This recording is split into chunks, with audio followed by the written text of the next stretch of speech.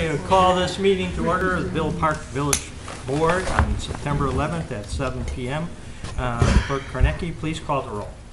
Trustee Aiello. Here. Trustee Silella. Here. Trustee Kazone. Here. Trustee Case. Here. Trustee Tucker. Here. Trustee Wagner. Here. President Voltis. Here. Let's stand for the pledge, and after the pledge, we'll have a short prayer. Please stand. I pledge allegiance to the flag of the United States of America and to the republic for which it stands, one nation, under God, indivisible, with liberty and justice for all. Trustee Wagner has the prayer. Heavenly Father, we come to you today asking for your guidance, wisdom, and support as we begin this meeting. Help us to engage in meaningful discussion. Allow us to grow closer as a group and nurture the bonds of community. Fill us with your grace as we make decisions that might affect the residents, staff, businesses, surrounding communities, and all those that enter the village of Villa Park. And continue to remind us that all we do here today, all that we accomplish, is for the pursuit of truth, for the greater glory of you, and for the service of humanity. We ask these things in your name. Amen.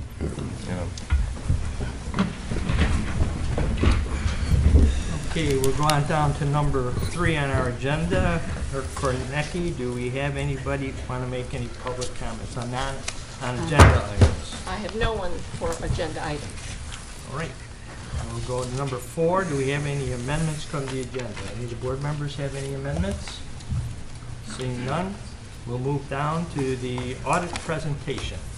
So, is Kevin taking the lead here, or you're taking the lead? I believe Director Walker. That's right. Thank you, President Voltis and Board. Tonight is Brian Lefevre from the audit firm Sikich LLP will provide a brief overview of our audited financial statements. That's this document that was provided to the board members, and after Brian provides his overview and after the board hears it, then this document will be made available at the library and also published on the village's website for any residents who would like to see it.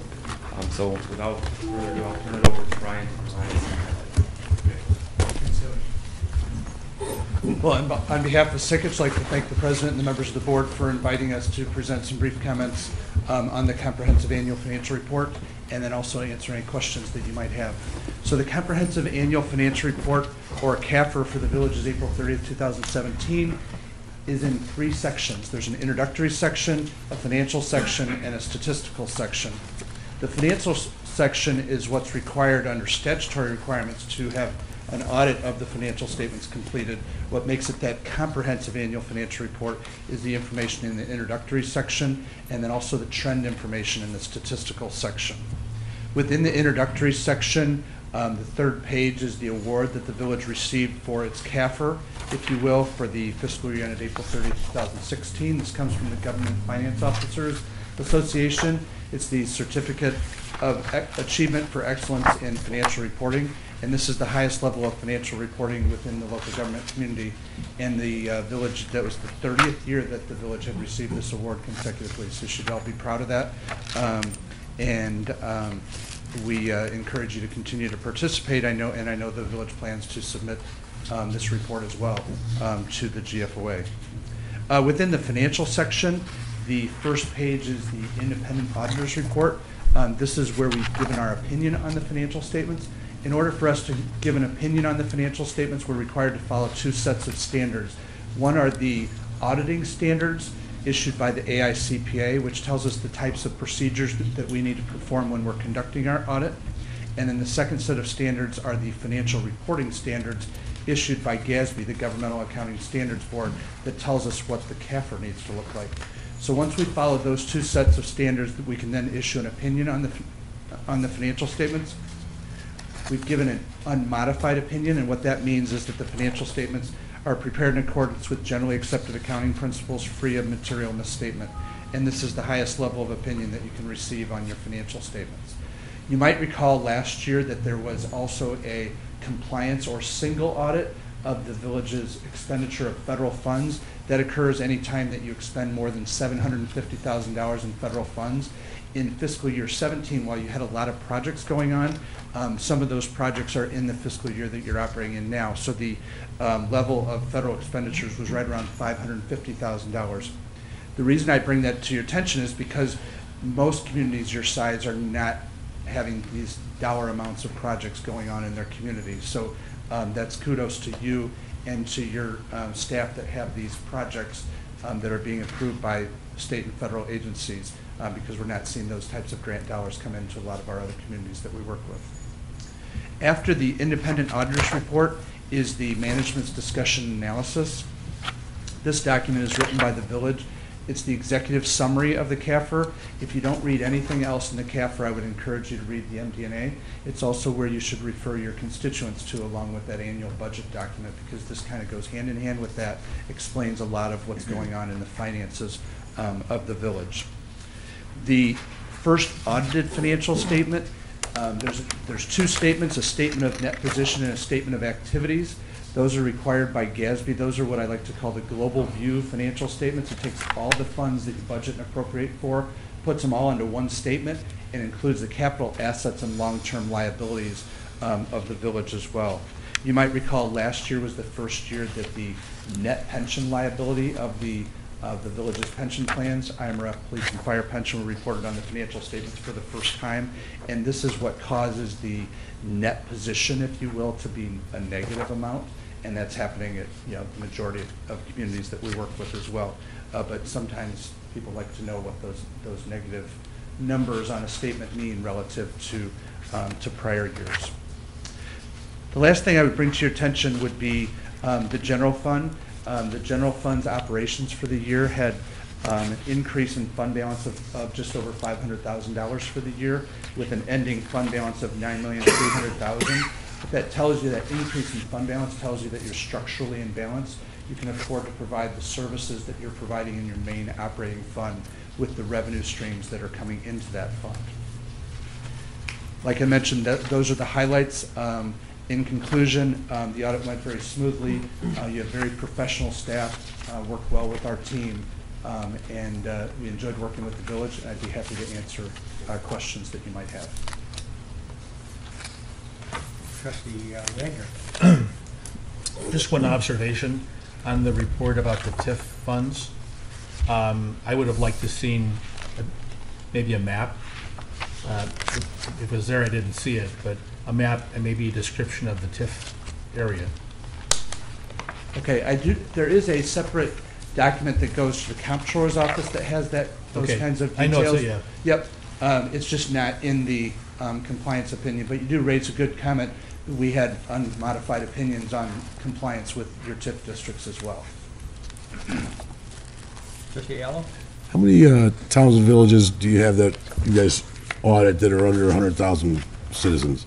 Under 100,000? Yeah, Hundreds? okay.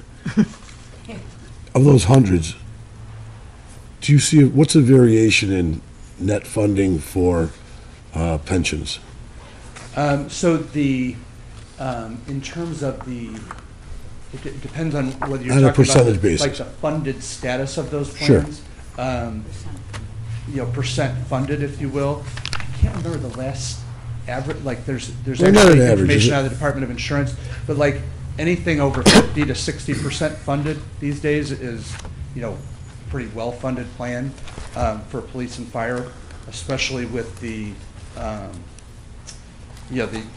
some of the years that we had where the markets didn't perform as well. So your police pension plan is 58% funded, and your fire pension plan was 53% funded.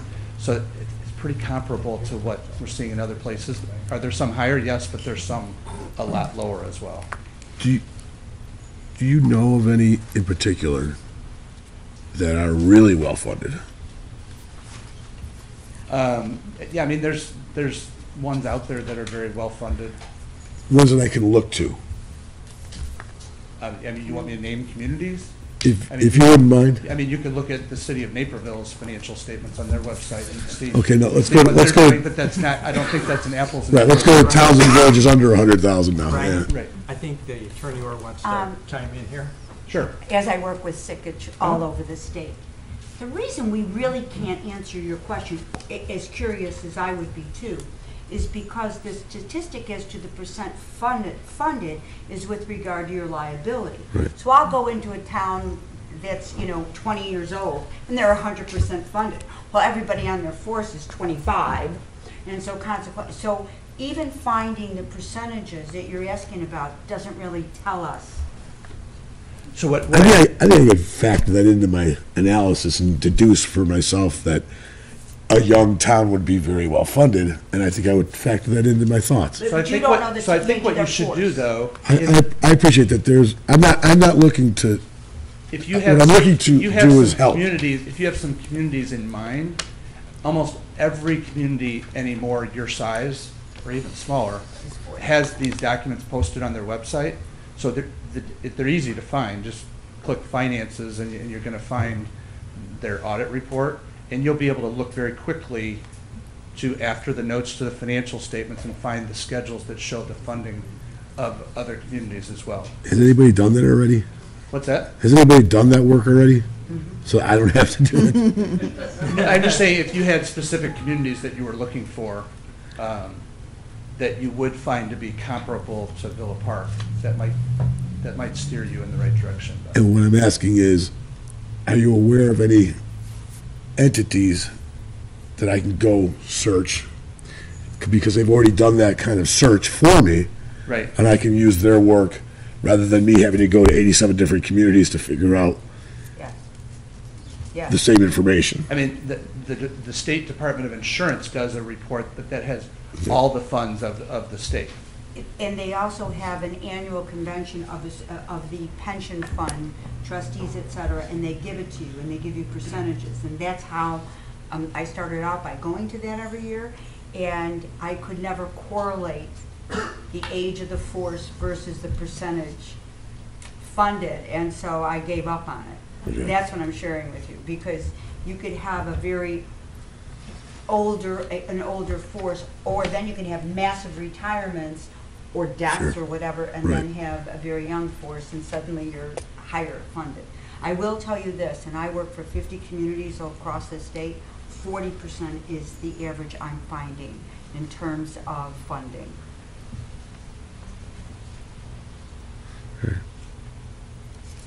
It sounds so bad. And it isn't, yeah. Yeah, so one of the things I've tried to harp on from this seat is to get those numbers way up, and try to find a way to help make that work. But okay, thanks. Anyone else? Any questions? Yes, trustee Wagner. I did have one question. This Sure. is the section, communication of deficiencies in internal control and other comments to management. And I saw that, and I see the management responses. Specifically, I was looking at number 3, economic incentive agreements. It references title and use of 5 parcels of village-owned land was vacated as part of an economic incentive agreement entered into in previous years. Maybe this is more a question for the manager. Are these properties along North Avenue primarily? I believe they are, yes. Okay, I think I know what that is then. That's all I had. Yeah. Thank you. Well, thank you for your work. Thank you very I much. appreciate the well-organized report that you gave us, so. I appreciate it. Okay.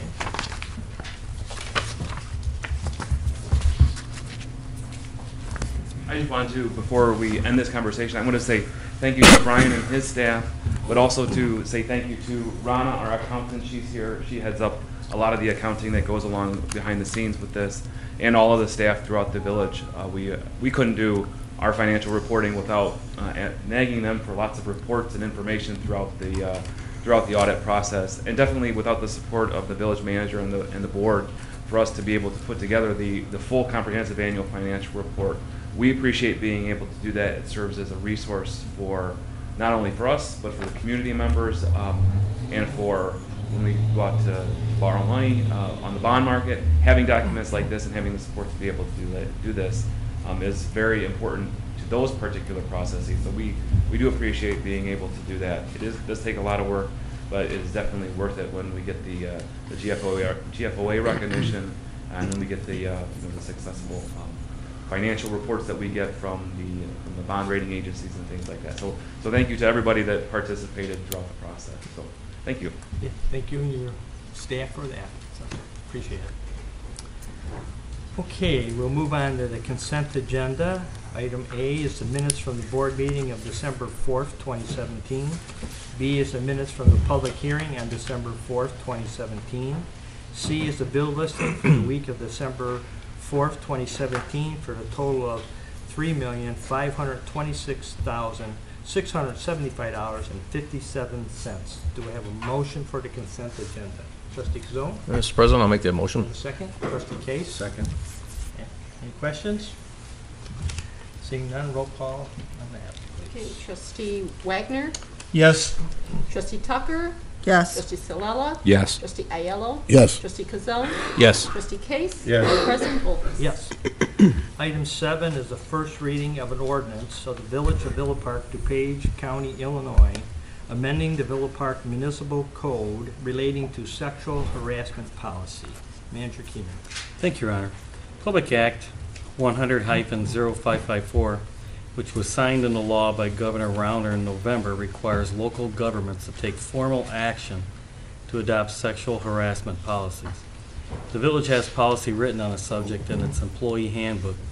However, PA 100-0554 also requires updates to the village's municipal code, which are included within the ordinance. Thank you, Your Honor. And this being a first reading on a code change, so there's going to be no vote on this. It's just for discussion purposes. So if anybody has any questions or comments? Seeing none, we'll move on to item number 8.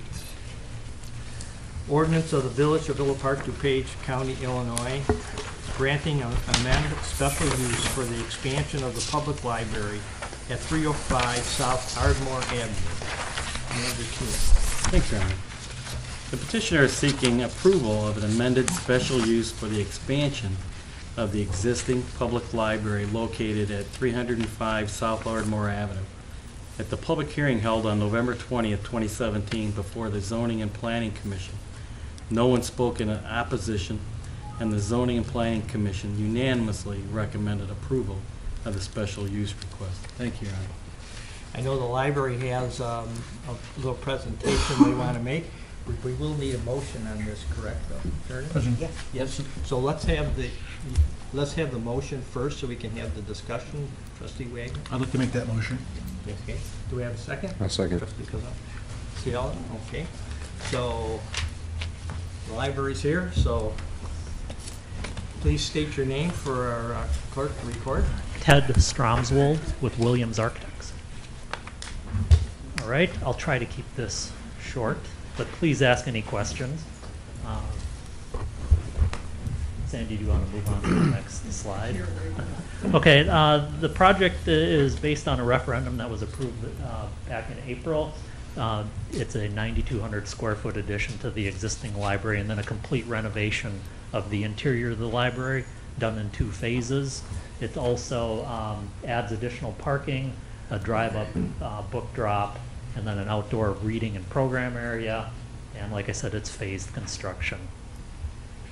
This is an existing overall site of the, I guess, the current status. Starting at the north, there's an existing home that was purchased by the library, and then also a vacant lot owned by the library, and then the existing church parking lot, St. Alexander's, and the existing library and the existing library parking lot to the south.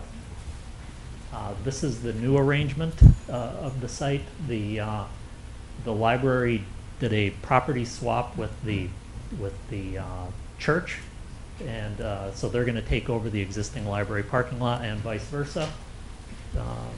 Next slide. This is a overall engineering diagram of the proposed site. You can see on the north side we added parking up there. We got a total of 55 parking stalls. to the north of that parking area, there's it's called a bioswale.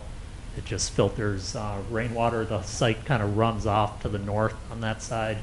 And then the 9,200 square foot two-story library addition is on the north side of the existing library. Next slide. All right, again, this is a kind of a landscaping plan. We're complying with village requirements for landscaping, with the approved planting list and so forth. You can see this. No, we'll stay right here. The library also, as part of the property swap, met with St. Alexander's to figure out what we needed to do on the existing south side of the library. So what we needed to do was kind of delineate our the library property versus the church's property. So there's a landscaping area on the southeast side of the library there. Then we needed to provide direct access out to Ardmore Avenue with the sidewalk. And then in between there will be a retaining wall of sorts. Next slide. This is additional information on the landscaping. Like I said, all the plantings are village approved. Next slide. This is this is the planting list. Next slide, and some typicals of what you'll see on the site after it's done.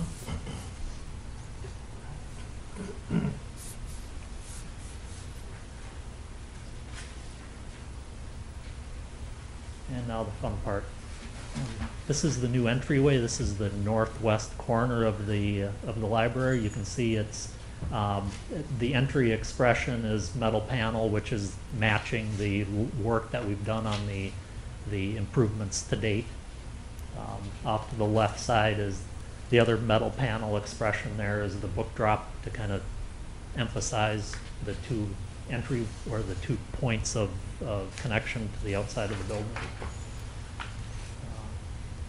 This is an aerial view from the northeast. There, yep, there's the book drop. Keep going. From the northwest corner, this gives you a good view of the entry patio that we're putting in to provide direct drop off from the parking lot. This here is the west side of the building. There's plantings around a program area. It's a program reading area with this low fence around it. Again, another view of that the program area off the west side of the building. And we're wrapping around the building there. There's the projection's not great, but yeah, you can see the plantings on the southwest corner of the building there, then the direct egress out to Ardmore from the existing entryway, which is being mostly removed.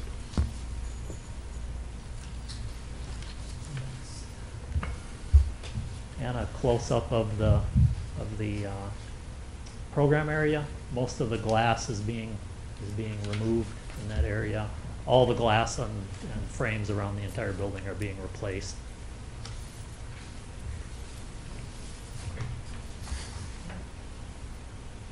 Another view of the main entrance. And one at night. The flag will be lit. But yeah, we have a fly around. We'll see if this works.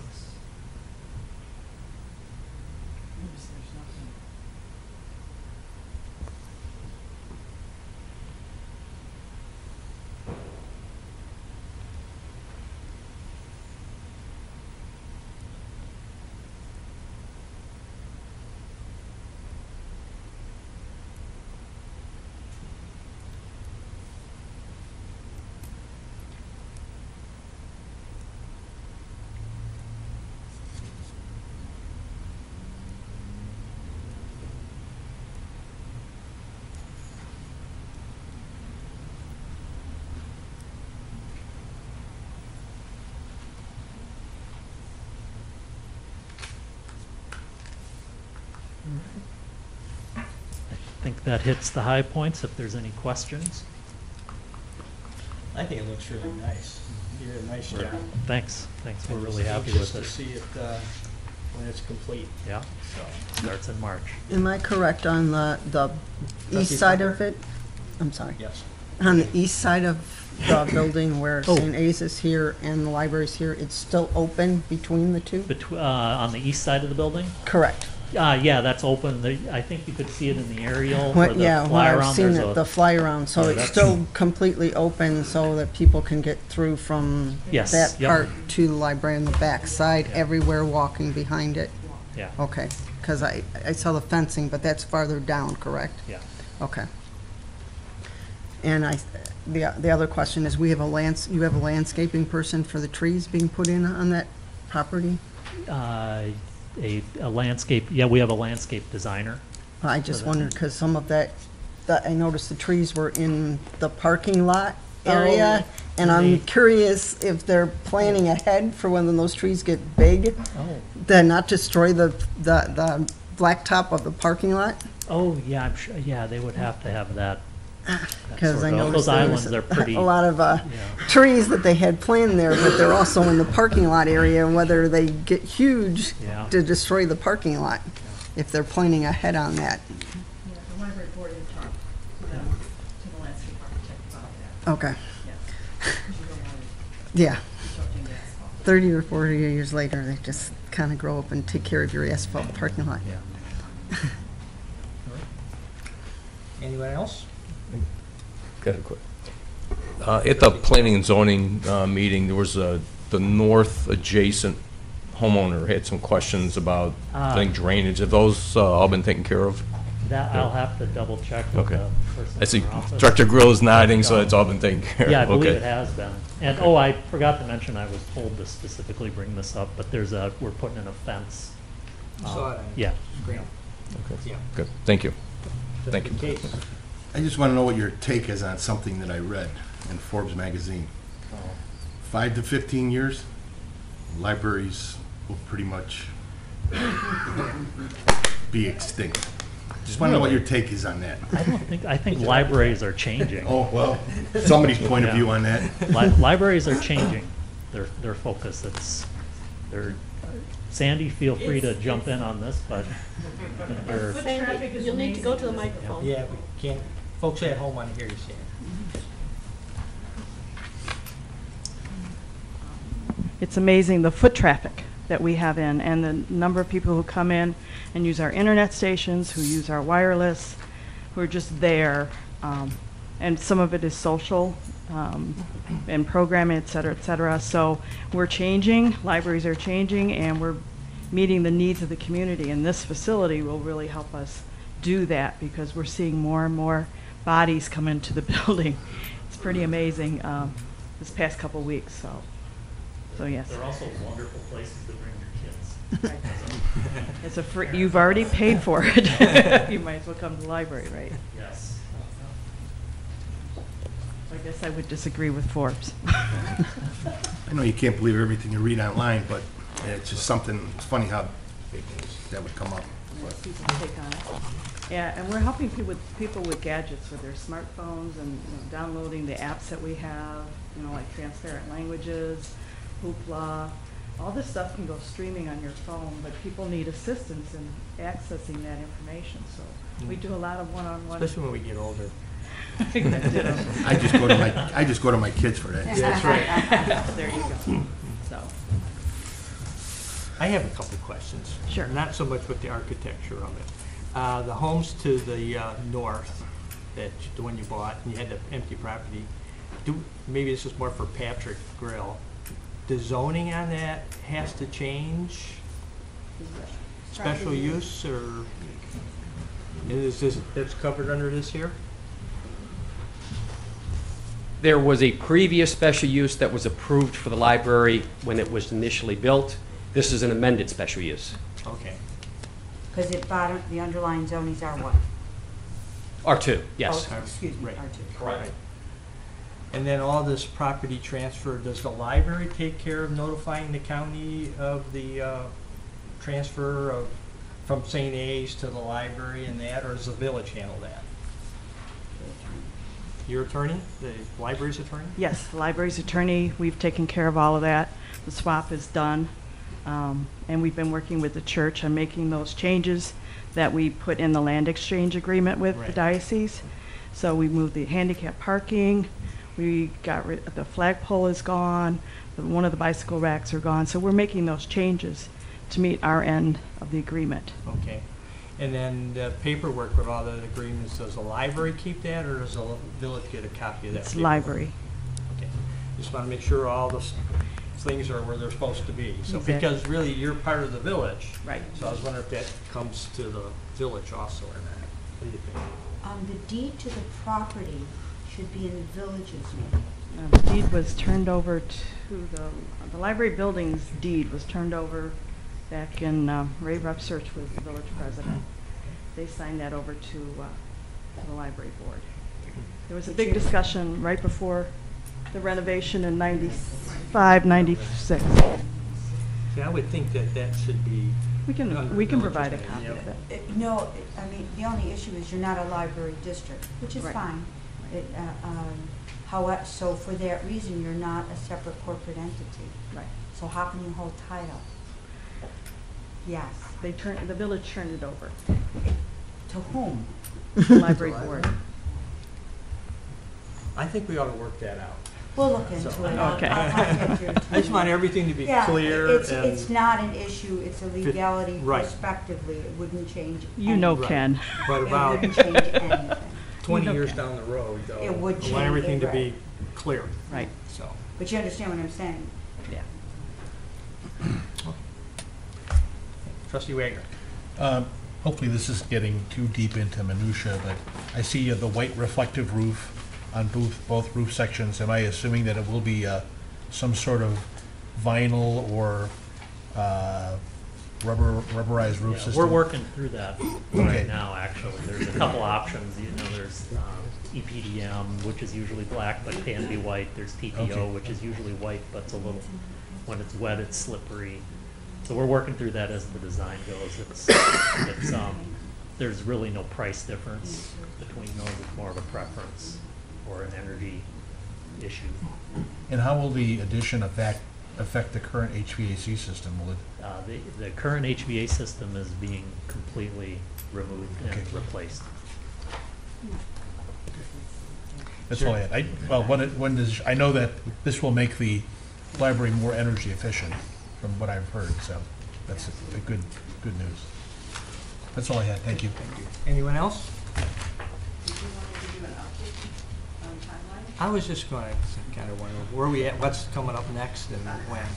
I just happen to have some notes here. If you brought them, we'll Yeah, listen to there them. you go. So the schematic design is done, and once that was done, then our owner's rep did the cost estimation, and they made sure that we were on budget.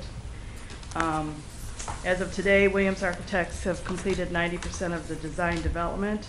Of course, that's more detailed site plan, floor plans, elevations, etc. And CCS is conducting another cost estimate of what they've done to make sure we are still on budget. The architects will then work on construction documents, and we plan on going out to bid in mid-February. There will be a bid opening in mid-March. They'll award the contract at the March 28th, 2018 board meeting. Groundbreaking should be April of 2018. Phase 1 of the construction is going to include quite a bit. The house and garage demolition, the new parking lot without the asphalt finish course, the new building addition, new restrooms, new water service, new sidewalk landscape area at the south side of the existing building, new electrical, new storm and sanitary, new HVAC, new roofing, new server data room. So that's phase 1. And phase 1 should be completed, building construction by mid-November. Phase 2018? Yes. Oh. So then phase 2, that's post, will be renovation of the existing building, removing the existing entrance canopy, replacing the windows, disconnecting, removing the existing HVAC, patching, repairing the penthouse, patching, repairing the roofing, at removed condensing units, the outdoor program area is going to be completed, and temporary desk in the lobby area. Staff will have to move into the new addition, which is a little bit smaller footprint. Yeah, a little bit. And then the new program room is probably going to be used for seating. So the substantial completion of Phase 2, the renovation should be May of 2019. So we're going to get it done. Good. Great. All right. Thank you very much. Thank you. Thank you for your presentation. We have one more chance for any questions from the board. Read none, then we'll have a roll call vote, please. Okay, Trustee Case. Yes. Trustee Kazan. Yes. Trustee Tucker. Yes. Trustee Aiello. Yes. Trustee Wagner. Yes. Trustee Salella. Yes. President Bolkus. Yes. We're ready, you're ready to go, so we're all anxious. I love that book drop. I'm tired of getting out in the morning, so. Okay, we'll move on to number 9. Ordinance of the Village of Villa Park, DuPage County, Illinois, establishing a zoning commission and appointing its members. Manager Keener. Thank you, Your Honor. The village is currently undergoing a significant revision of its zoning ordinance. When considering a new zoning ordinance, the Illinois Municipal Code requires a village to establish a zoning commission and appoint its members. As a zoning and planning commission already considers and makes recommendations on amendments to the zoning ordinance, it seems logical to appoint them as members of the zoning commission charged with holding the public hearing and making the recommendation on the new zoning ordinance. This commission would dissolve upon making their recommendation to the village board. Thank you, Your Honor. Do you have a motion for the ordinance? Trustee Aiello, So moved. do you have a second? Trustee Wagner? Second that motion. Any questions or comments from the board? Seeing none, roll call vote. Trustee Salella. Yes. Trustee Kazan. Yes. Trustee Tucker. Yes. Trustee Case. Yes. Trustee Wagner. Yes. Trustee Aiello. Yes. President Bolkus. Yes. Okay, item 10, resolution of the Village of Villa Park, DuPage County, Illinois, approving the purchase of 8 in-car camera systems and related equipment, installation and training through the State of Illinois Cooperative in the amount of $65,643. Manager Keener. Thank you, Your Honor. The Villa Park Police Department currently does not have in-car camera systems to record incidents witnessed by patrol officers. The court system has become reliant on video footage for criminal cases, especially in cases of driving while under the influence of alcohol or drugs and use of force cases. In-car cameras will provide evidence for prosecutable cases and invaluable asset. Additionally, in-car camera systems can provide an unbiased account of events that allow citizens and others to view what actually occurred during encounters that may be called into question. If approved, the State of Illinois Joint Purchasing Cooperative will be utilized to purchase 8 WatchGuard in-car camera systems, which includes all equipment necessary to operate and maintain the system and recordings at a total cost of $65,643. Funds for this project have been budgeted under Equipment Replacement Fund and DUI Enforcement Fund account numbers 65-502-02-401 and 19-520-01-310. Thank you, Your Honor. Do I have a motion for the resolution? Trustee Kazan? Mr. President, I'll make the motion. Trustee Ciala? Second? Okay. Any questions or comments? Trustee Ciala? I've got a question. I'm just wondering how an in-car camera system compares to an on-person camera. On the officer, not so much cost, but its effectiveness as far as capturing what your main goal here is. Being that seems to be the trend, like in Chicago and whatnot. We have Chief Lay who's going to Good evening. answer that. The in-car systems capture, there's 3 cameras in the system that we're looking at for each squad car, so they'll capture front, rear, and to the side view, from what I understand. And so you still have a microphone on the officer. He would, the audio and video recorded his interaction that he has with the offender or person that's in front of the squad car or whatnot. Body cameras go obviously a little bit further, go wherever the officer goes. However, it's my understanding in my research that anybody that does have body cameras have already had the in-car video systems first. So we want to start with the in-car systems first. All right, thank you. Anyone else? Trustee Tucker. I have a question on assent of that. We do not have body cameras right now, correct, in our vehicles? Okay. Do these systems have to be switched on by the officer before the event, or are they automatically switched on when a call comes in? The in-car How are they? systems? Yes. How is the systems activated? They're activated depending on how they're set up in the squads. And actually, I have Dan Prevaletti from WatchGuard Video here, who can probably explain things a little bit better for me than the technical aspect of how the system works. So. Hi, good evening. Thank you.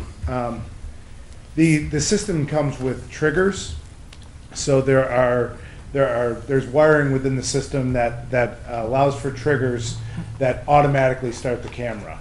So those triggers include the lights and siren being turned on, the microphone being turned on, if the vehicle is involved in a crash, so there's a crash sensor in there. There's an auxiliary trigger as well. So if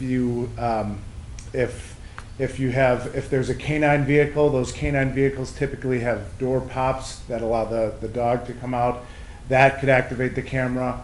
You can set it so GPS speed will turn if it's set at a certain level. Exceeding that speed will automatically turn on the camera as well. So there are triggers involved that turn on the camera for the officer.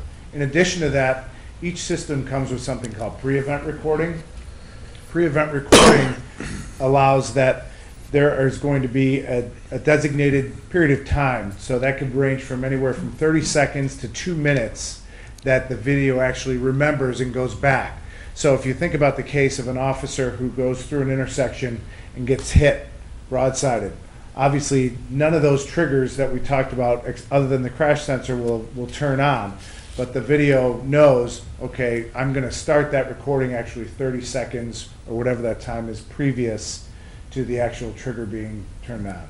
Does that answer your question? Yeah, I just don't want humor and error. I want to see that the cameras are going to be activated somehow or another, that the officer does not have to remember to switch it on, in the fact that there is something that automatically does this, protect them. The fact of turning it on, that does answer my question. Okay. There are triggers that will automatically do it for the officer before the event occurs.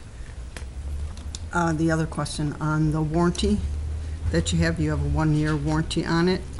Yes. And then you had mentioned you're adding a year to it. Does that mean we have a 2-year warranty, or is it 1 year according? Some of those warranties you have 1 year, you already have it.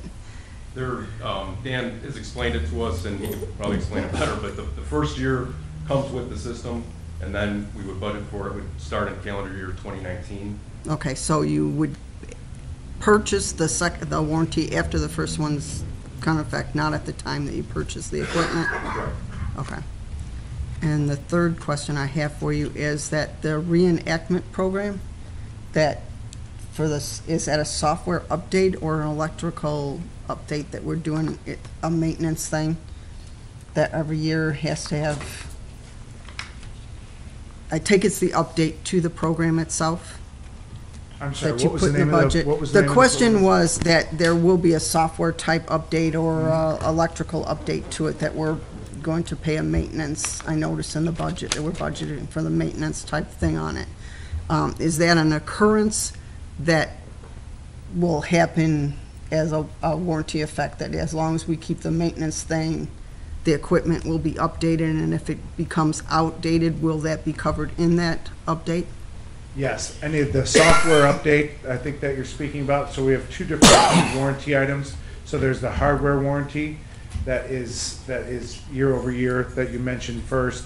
Then there's software maintenance will cover any features and fixes that happen during, as long as you're covered under software maintenance. So if there's a new version of the evidence library that comes out, you'll automatically be covered under that software maintenance agreement.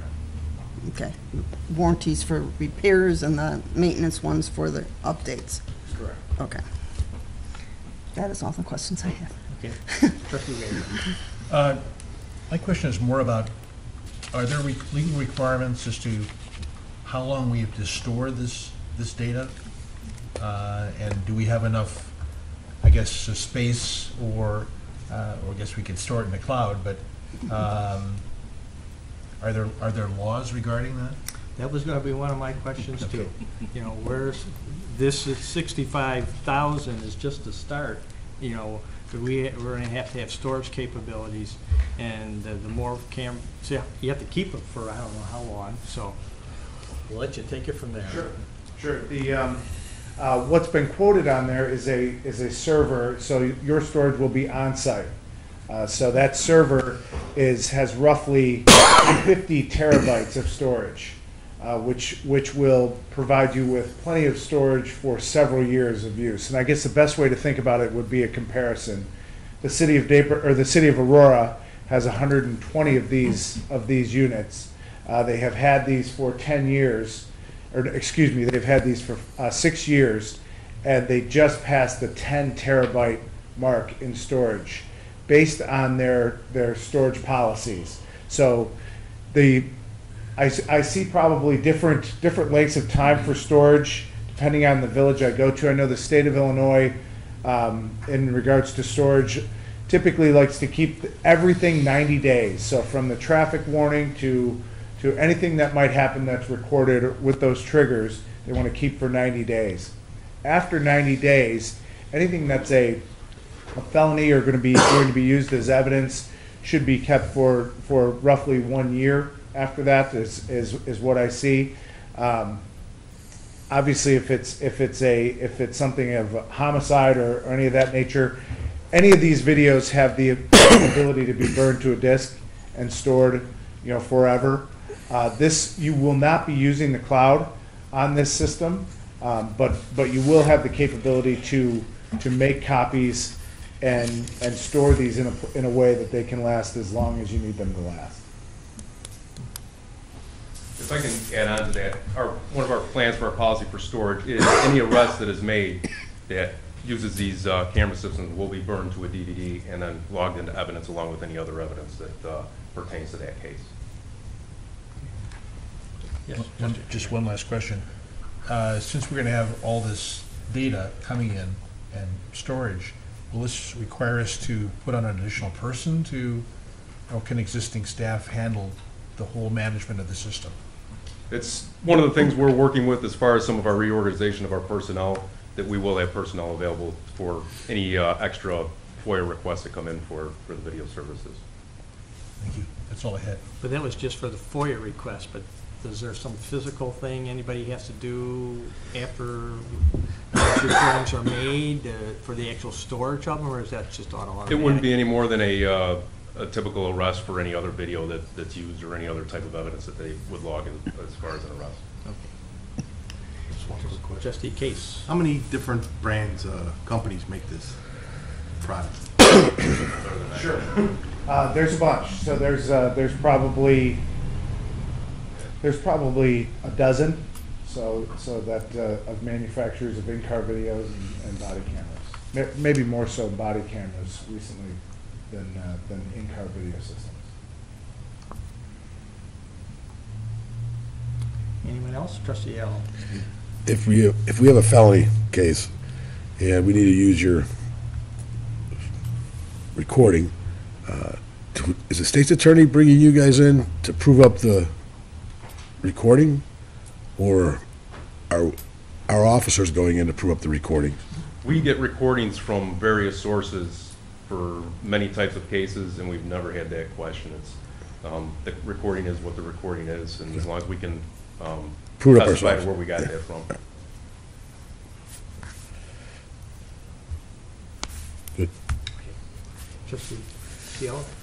As this is new to the village, it's in-car cameras. If down the road they decide body cameras are the way to go also, is this compatible with it? Is this part of this system part of that system, I'm guessing, is the It question I is. want. You can, I think one of the benefits of our company's manufacturing process is that we allow you to grow with the in-car video system.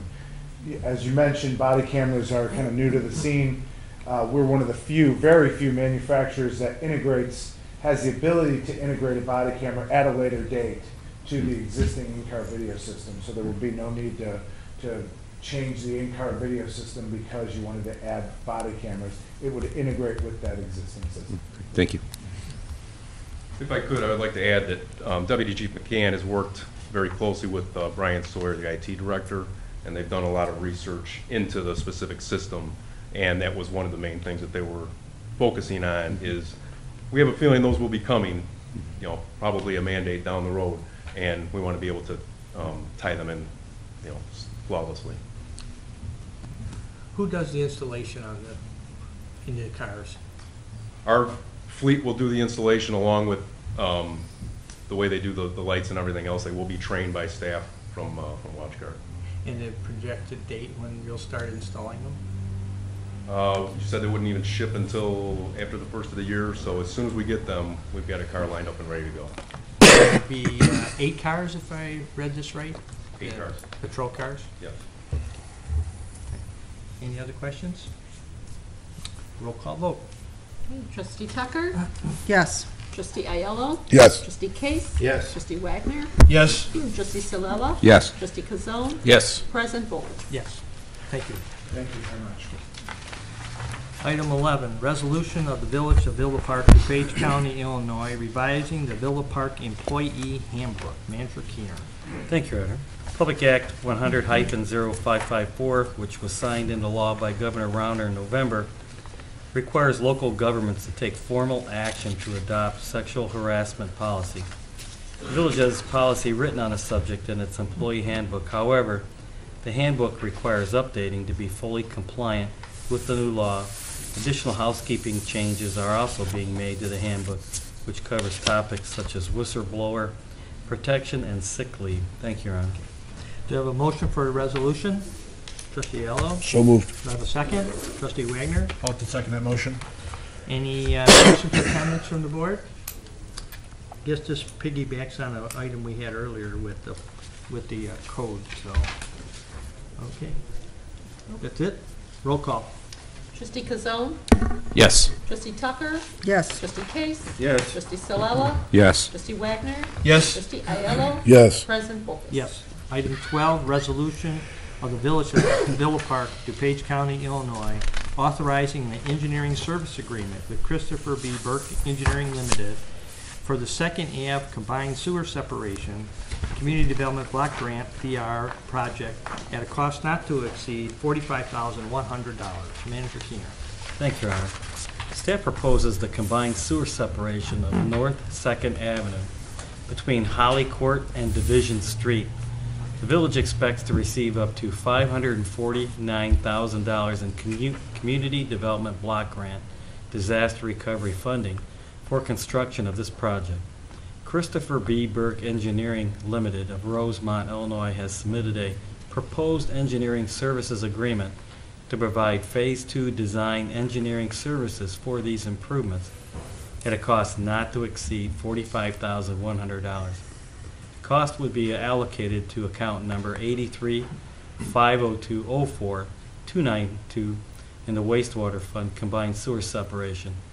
The work would be funded by the new utility sales tax through an interfund transfer from account number 64-502-03783 in the Capital Projects Fund. Thank you, Your Honor. Do you have a motion for a resolution? Trustee Aiello? So moved. Do you have a second? Second. Trustee Cielo? Okay. Any questions or comments? Trustee Tucker? My understanding is this is on the street improvement for the 2008 street reform thing, correct? Yes. Is that correct, that this is on the plan, that it should be going forward to 2008 plan?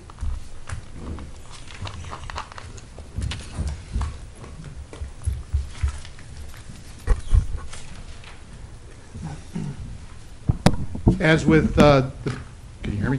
As with the Bierman project, which we did last year, CDBG DR funds cannot be commingled with other projects. So we have to do the combined sewer separation separately and then come back and do the road work afterwards. So the CDBG project will be bid earlier, and then the road work will be included with the 2018 street improvement program.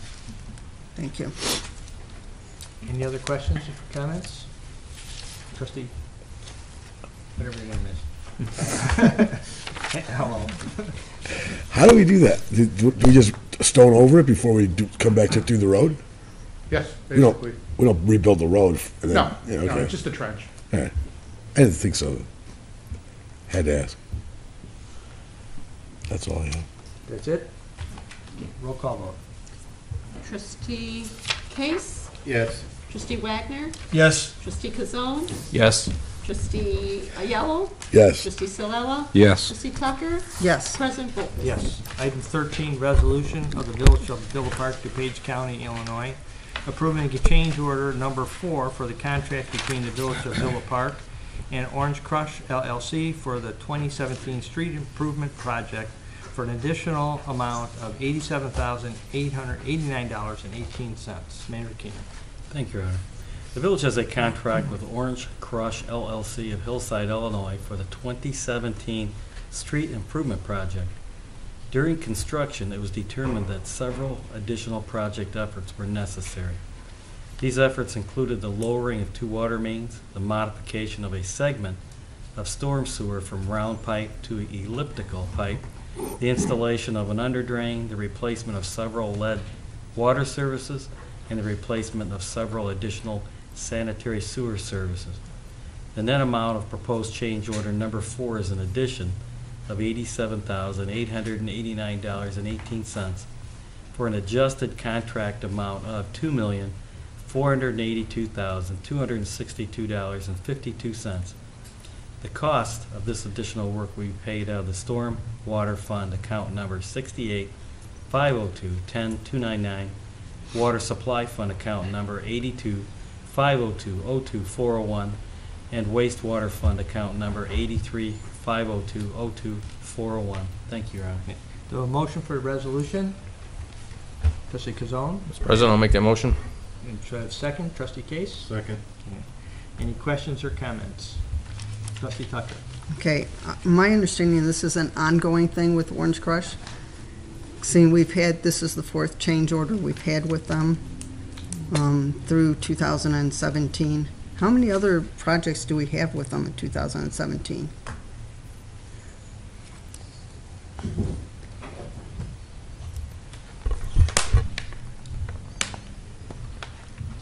I believe there was one other project that they were low bidder on this year. I don't recall which one though. And are all the projects done now? Yes. Okay. The reason I'm questioning is that, did you do a comparison of what obviously they were low bid on all these projects, and then they added onto these change orders to it. Did you do a comparison to see if the rest of the bidders that were a little higher had already had these in there? Well, these change amounts orders that were fixed- for issues that occurred in the field, so there was no way it could have been pre-bid. For example, the water main had to be lowered because when they exposed it, the corrugated metal pipe storm sewer was sitting right on top of the water main. So by EPA rules, you have to lower the water main, so that's not something you can anticipate. As long as you have unit prices for those items, they're done at the same unit prices. If not, then you have to go out and solicit prices. But none of these items, the quantities were there ahead of time because the work was unknown.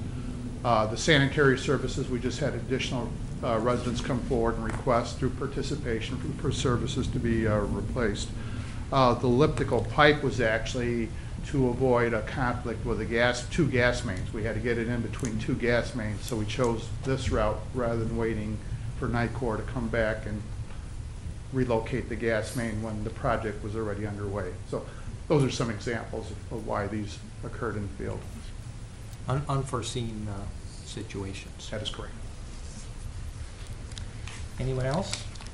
Trustee Ayala. Are we done with Orange Crush for this year, for 2017? Well, this isn't a Final payout, I mean, not that their work's Oh, done. we but- just have to get final quantities. There was that additional paving work they did on Park, so there might be a final adjusting change order. Okay. This is the last major one. Anyone else? Yep, that was my question. Roll call, please. Okay, trustee Salella? Yes. Trustee Wagner? Yes. Trustee Ayello? Yes. Trustee Tucker? Yes. Trustee Case? Yes. Trustee Kazone? Yes. President Volkes? Yes. Item 14, resolution of the Village of Villa Park, DuPage County, Illinois, authorizing a contract with Alpine Demolition Services LLC of St. Charles, Illinois, for the 546 South Euclid Avenue demolition project in the amount of $27,000. Manager Keenan. Thank you, Your Honor. Staff wishes to proceed with the demolition of a previously acquired flood-prone single-family residence. The project was publicly bid with 3 contractors submitting bids. Staff recommends awarding a contract to Alpine Demolition Services of St. Charles, Illinois in the amount of $27,000. 75% of the contract will be paid by Community Development Block Grant Disaster Recovery Grant funding. 25% is budgeted and will be paid out of Stormwater Fund account number 68-502-10-299. Thank you, Your Honor. Do you have a motion for a resolution? Trustee Ayala?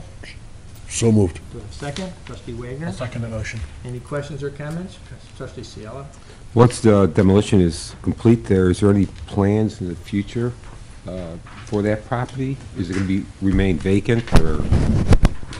I believe that's going to be a detention pond. There will be a detention pond there, but That is correct. It will be a stormwater storage facility as part of the Washington Green Infrastructure Project. That's one of the reasons that project's being carried over to the spring. Okay. Thank you. Trustee Ayala? Why was it 27,000? Is that typical for knocking down a house? It seems pretty cheap to me, really. Does it really? It Yeah. seems like way expensive When to you look me. at all the other bids, Is there more than just knocking this thing down and throwing it away? Well, I think they have to do something with the foundation since we are building a detention basin there. You can't just leave the foundation in place. Okay. Trustee Case? How does that work with all the mosquitoes and that around there? Once you put that, like, detention pond in there, is there like, I don't know enough Well, about them.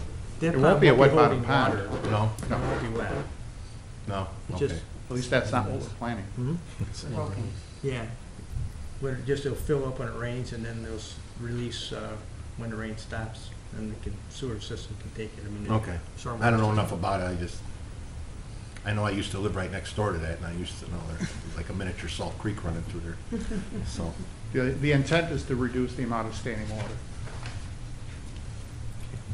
Anyone else? Roll call, please. Trustee Salella? Yes. Trustee Kazone? Yes. Trustee Case? Yes. Trustee Tucker? Yes. Trustee Ayello? Yes. Trustee Wagner? Yes. President Volkes? Yes. Item 15, resolution of the Village of Villa Park, DuPage County, Illinois, approving a license agreement for a portion of South Monterey Avenue public right-of-way between the Village of Villa Park and the owner of 145 South Monterey Avenue, Villa Park. Commander Keener. Thank you, Your Honor.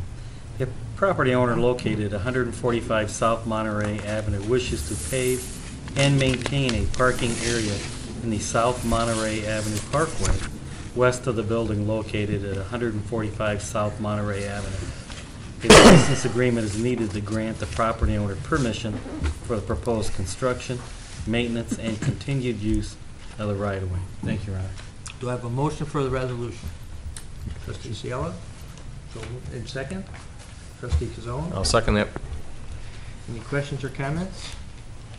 This one. Trustee Ciala? We're just strictly talking about that gravel-based area on the west side of the building? Yes. Because I noticed there's a lot of gravel on the north side. I don't know if there was something in the future with that.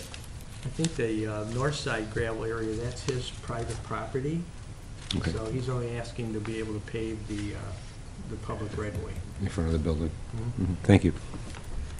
Any other questions? Roll call, please. Trustee Case? Yes. Trustee Wagner? Yes. Trustee Tucker? Yes. Trustee Ayello? Yes. Trustee Kazone? Yes. Trustee Salella? Yes. President Volkes? Yes. Item 16, resolution of the Village of Villa Park, DuPage County, Illinois, authorizing acceptance of a proposal from E.H. Wax for the purchase of a single-turn valve maintenance trailer in the amount of $32,998.86. We have Manager Keener. Man, I turned my page here. The Water Division of the Public Works Department has identified an E.H. Wax single Turner valve maintenance trailer for purchase. Staff requests authorization to acquire one E.H. Wax single Turner valve maintenance trailer directly from the manufacturer in the amount of $32,998.86. Funds are budgeted in the Water Supply Operations Account number 82-502-02-401 for this purchase. Thank you, Your Honor. Do you have a motion for the resolution? Trustee Yellow? So moved. Trustee Wagner? I'll second that motion. Any questions or comments? Trustee Seola? Okay. I'm just wondering if this unit, the standard Alex, is a gas or diesel unit to start with?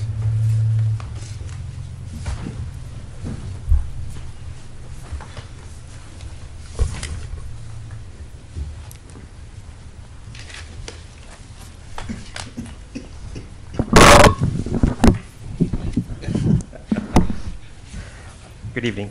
This particular unit is a 16 horsepower twin cylinder gas powered Stratton engine. Are we going to be purchasing the capability of GIS with this? It is included with it. Okay. The handheld controller, the HC100 control device, is a data logger that controls all the operations as well as GPS for location of all the valves. Okay. Thank you. Trustee Kazal? You know, I noticed in the write-up on this that, you know, right now we're subcontracting a lot of this work out. With this, will our personnel be able, I mean, do we have enough personnel to do the work over the course of the year? And yes, we obviously, do. you know, we're planning on that, but then will this be overtime or anything like that, or we'll be able to do this on a normal course?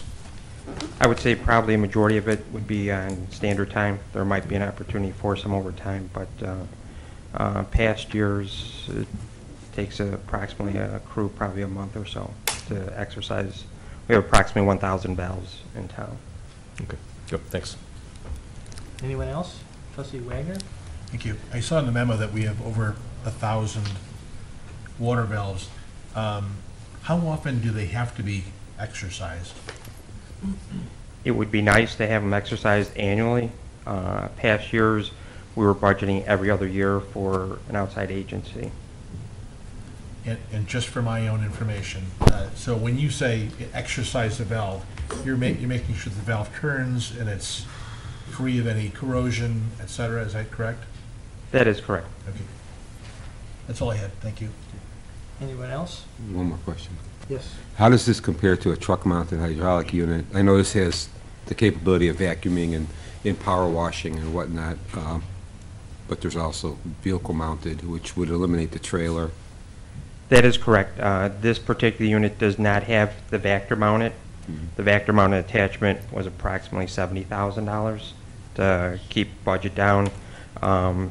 This has the same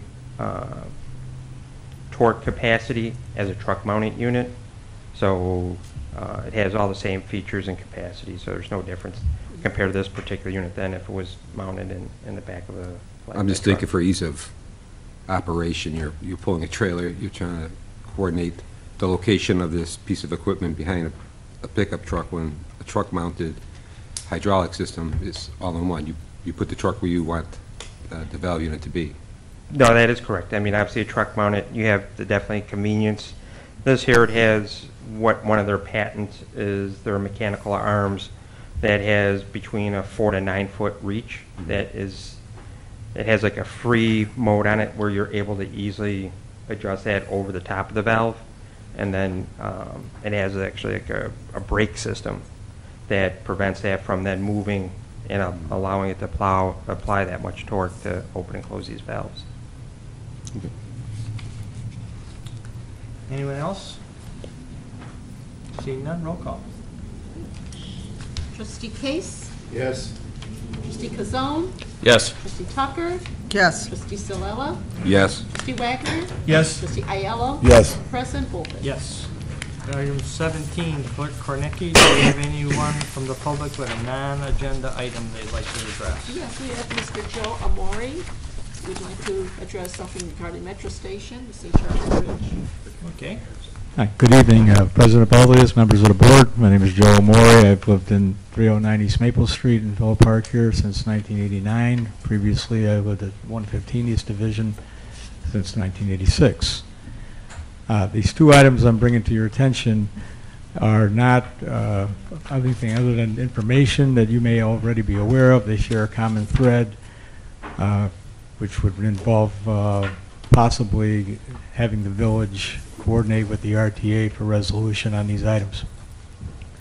The first item is at the Metro Station in the south platform.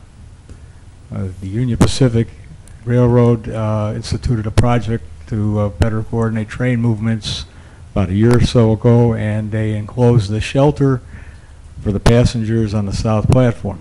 When they enclosed the shelter, they also added push-button timed heating arrays above for people who had to wait there for long periods of time without being able to cross to the other side and miss their train. This area, now that it's enclosed, trash accumulates on a regular basis. The heating elements that were installed overhead are inadequate to provide, they barely work at all. I've called the village Public Works. They directed me to the RTA. The Metro directed me to Union Pacific. The shelter, now that it's been enclosed, has a Union Pacific Railroad Facilities Management building facility number. So I'm not sure who is the responsible party for keeping that shelter clean, but a regular schedule needs to be developed so that trash cans and or trash cans added nearby that people can use. There was a homeless person taking up residence there up until this last summer, until the police convinced them to find shelter elsewhere.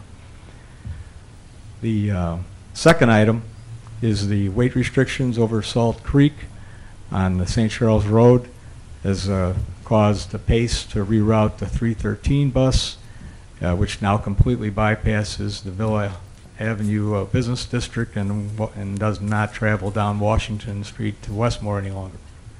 Since August 8th, this bus has now detours south onto Route 83 from St. Charles all the way down to Roosevelt, where it picks up its route in Lombard on its way to Yorktown. So the area which was served somewhat by that 313 bus is no longer served. I'm not sure what the contract schedule for rehabilitation of the bridges, but I do notice that even though restriction signs have been placed, there does seem to be a large number of school buses that still utilize that bridge, and I'm looking forward to seeing if once the bridge construction is completed, that the route is reestablished on St. Charles Road. So I work for Union Pacific. If you needed any additional information with how train operations work, I'd be able to provide that information. But because of my employee relationship with the Union Pacific Railroad, I would not be able to get directly involved in the Metro Station project. And if you have no other questions, I thank you for your time. Well, I think that we've had discussions with Pace about the bus route, and my guess is the bridge repairs is going to be a while, because there's going to have to be IDOT approval of everything we do, even who we hire for doing the design and stuff. So that's going to take a while, but we understand about the convenience about the Pace bus bypassing Villa Park. We've talked to them, but that's just where we're at. So there's no quick answer for that. And I think on the Metro Station, taking care of the heat and stuff in the building, that would be Metro's thing. But the cleaning of it, that I'm not too sure about Do you know who is responsible for that? Your Honor, I believe we can have staff schedule and make sure that they walk the area, and then we can use our liaison for the heat at the south. Right. Okay, thank you for your Okay. time. Anyone else, Clerk Kornacki? That was it. Okay, then we will move to the clerk's report. I have no report, just want to wish our residents happy Hanukkah and Merry Christmas. Okay. Thank you. We'll go on to trustees' report. We'll start to my right. Trustee Ciela.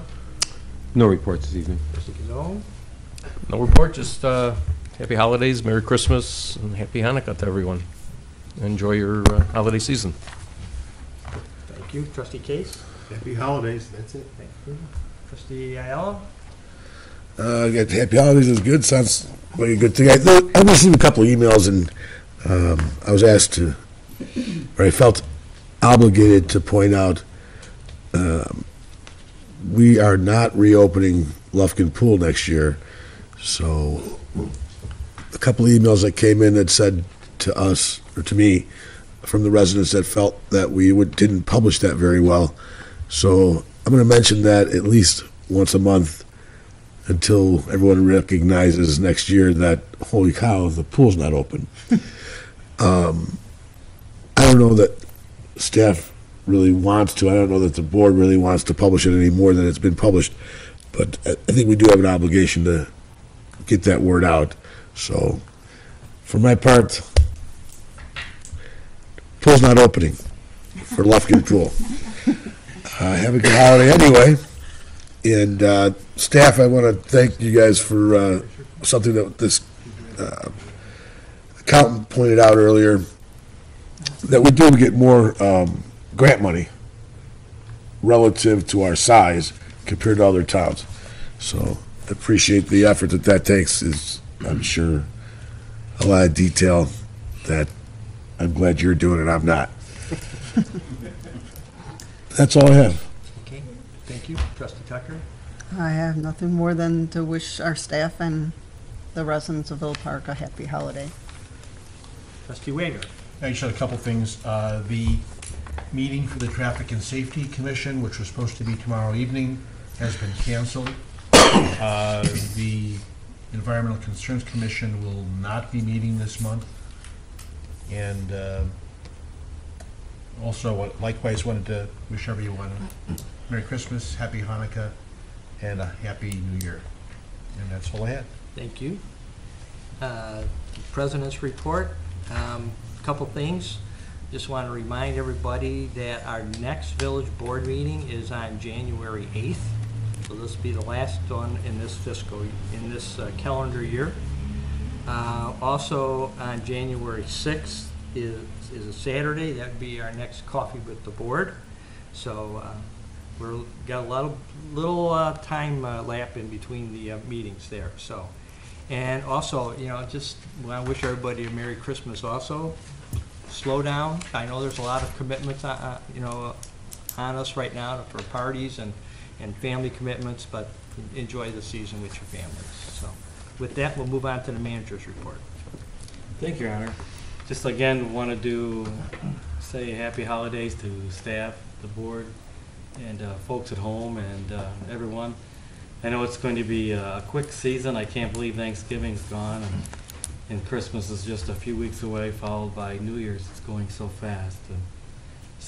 And I echo President Bolthus's comments to slow down and enjoy your families.